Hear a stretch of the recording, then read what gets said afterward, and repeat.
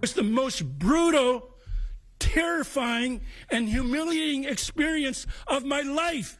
Videos of random attacks against Asians proliferated during the pandemic.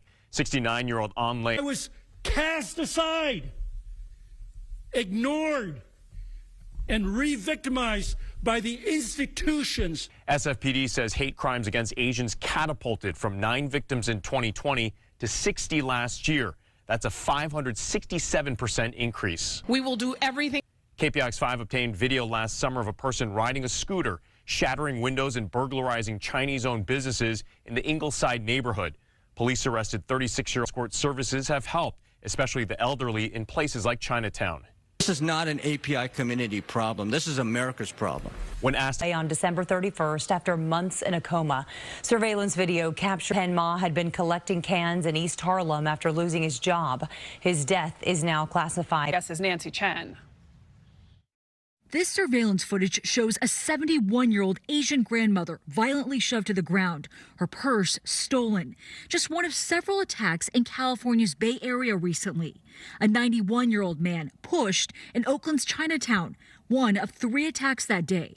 84-year-old Thai American Visha Ratanapakdi knocked over while out for a walk. He died a few days later from his injuries. Leaders say these attacks are a trend, not isolated incidents. What we are seeing is just the tip of the iceberg of what is actually happening. It has been faced with effectively 2 pandemics. The first is the COVID-19 pandemic, but the second pandemic that we have faced is also a virus. It's a virus of racism that we have faced. Asian Americans Advancing Justice has cited at least 3,000 anti-Asian incidents since last February. In New York City, there was an 867% increase in Asian hate crime victims in 2020 compared to the year before. NYPD has created a hate crimes task force. Hello. And police in Oakland's Chinatown are stepping up patrols to reassure business owners and families. We wanted our business owners in our community to know that we care, that we're concerned, and that we're going to do everything we can to keep this community safe. Nancy Chen, CBS News, New York.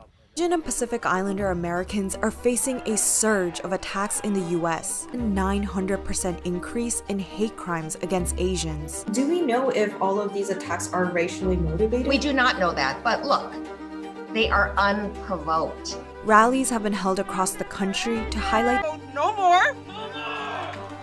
We will speak up! Speak up! And we say that we are American too. We're American!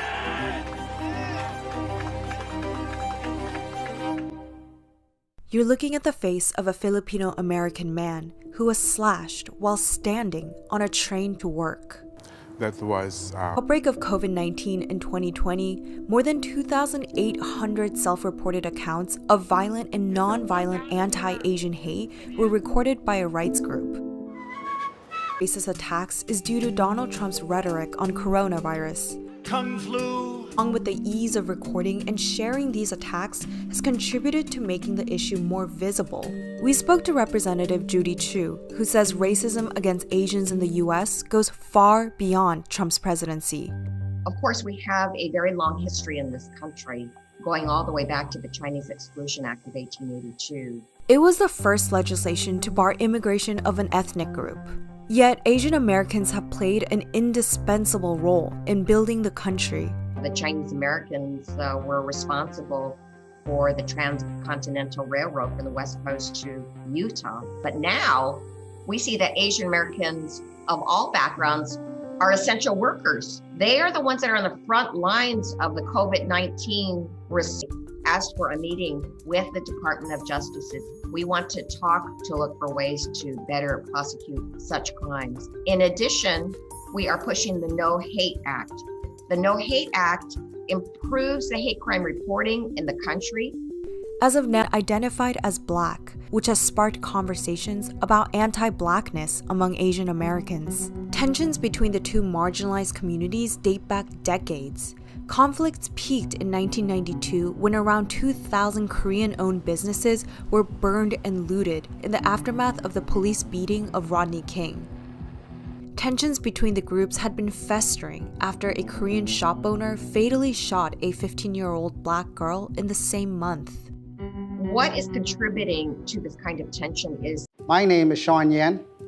I'm a supervisory special agent with the FBI. I realize that many crimes in our Asian communities aren't always reported for many reasons. 我叫汤伟林，我是康州的司法部长。如果你是仇恨犯罪的受害者，我们需要您的举报。I'm Dr. Henry Lee.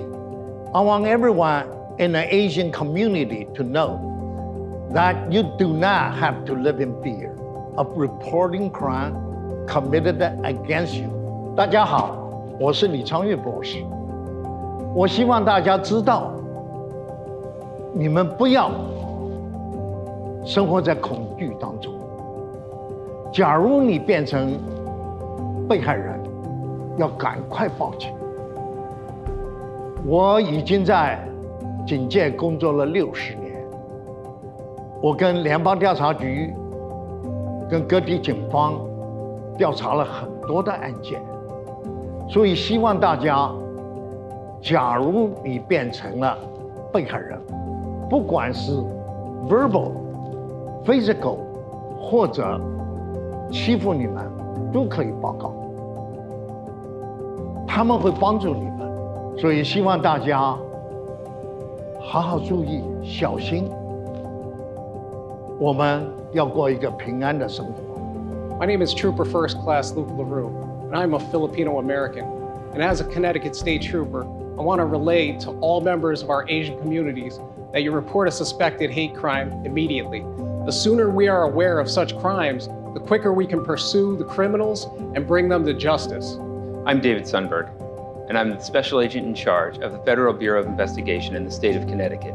If you or a loved one have been a victim or a witness to a hate crime, we want to know. Victim of a hate crime, we want to know. Call your local police or call 1-800-CALL-FBI or visit tips.fbi.gov.